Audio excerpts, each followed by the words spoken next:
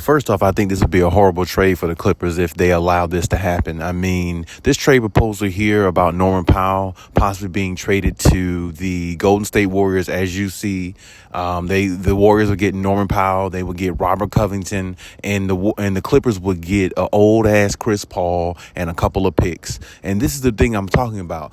Some of these proposals are just utterly trash. There's no need for the Clippers to even entertain this, and I really hope they're not entertaining this, because this is one of those trades where I feel like it's no value. It's not even worth the time of day or even listening to it. If you're going to give up Norman Powell and Robert Covington, who you trade for, I think about 2 seasons ago, to add to this team to make their depth so much more valuable as a team or make the Clippers more well-rounded, why get rid of them for old Chris Paul? It doesn't even make any sense. It's not even worth a trade proposal. It's not even worth talking about, and it's really not even worth the execution of the Clippers even trying to go through with this type of trade, because it doesn't make sense all the way around. You're going to give up 2 caliber players who still are maybe not in their prime, but somewhat in their prime, with Norman Powell and Robert Covington definitely more in their prime than Chris Paul. And then you're going to give them away and get back a Chris Paul who the Suns let go intentionally because they don't think he's the player he once was.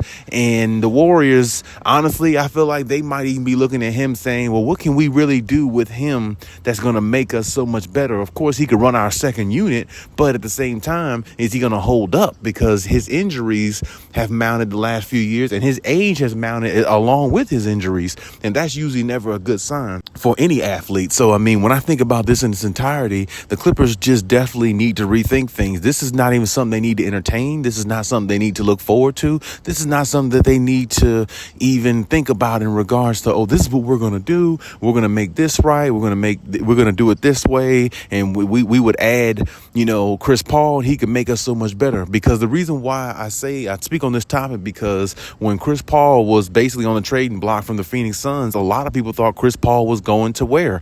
The Clippers, with a reunion with the Clippers, a team that he was with years ago. And a lot of people thought that. A lot of people felt that. And a lot of people still probably believe that he's going to find his way to the Clippers somehow. Which at this point, nothing surprises me. But at the same time, I don't really think the Clippers need to even waste their time, because, like I said, when I see this situation, what can Chris Paul do for the Clippers now?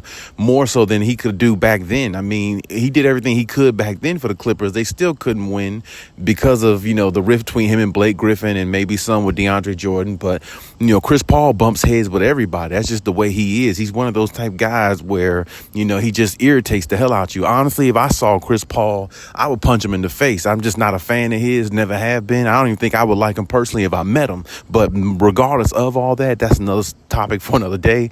But either way, I just don't think, anything to do with Chris Paul is going to help the Clippers at this point. And honestly, even for the Clippers being interested about a month ago or so or something like that, before he even got sent off to the Warriors, honestly was just even a waste of thought to me. And this is the reason why I said the Clippers organization got to understand, don't go after people who's not going to make you better. The Clippers organization always want to go after big name players. It doesn't matter how big the name is. Are they a fit?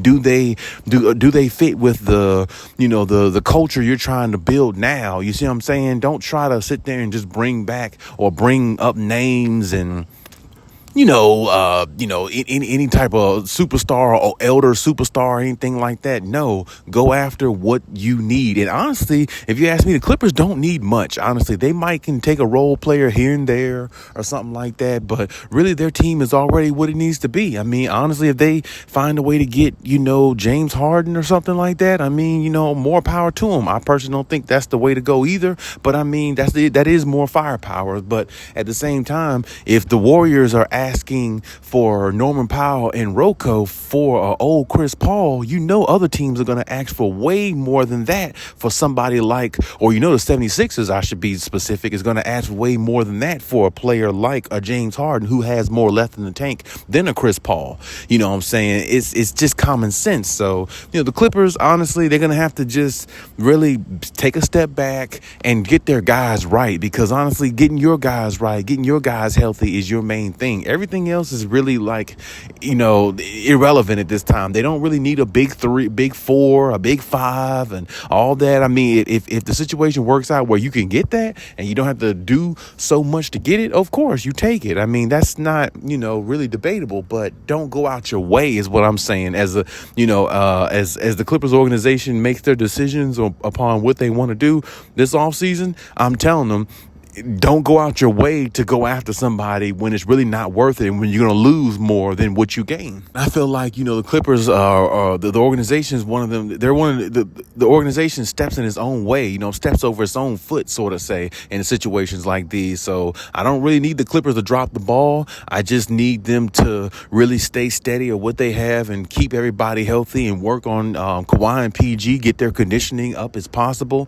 So when this season starts and this next season starts, they can not only take it seriously the way that, Ty Lue had mentioned on All the Smoke that he talked to Kawhi and PG about, but also be healthy enough to sustain it and go through the season and into the playoffs, with an opportunity to win. And that's what we all want to see, and that's what we all are hoping for, and that's what we all are pushing for. So with that being said, I understand that, the Clippers want to listen to other teams and stuff like that, but really it's not the time to listen to other teams if they don't have anything that's really worth what you're trying to do. And Chris Paul's not worth a damn thing at this point. I think he can help the Warriors and what they're trying to do, maybe because, when Steph sits down, maybe, Chris Paul can come in there and give him some good minutes and, kind of control the offense the way they want to do it there. But it doesn't necessarily mean he's a fit and everything for the team that you have and the culture that you have right now. Because I don't think him and Russell Westbrook would fit anyway. I don't think him and Kawhi Leonard would fit. I don't really think him and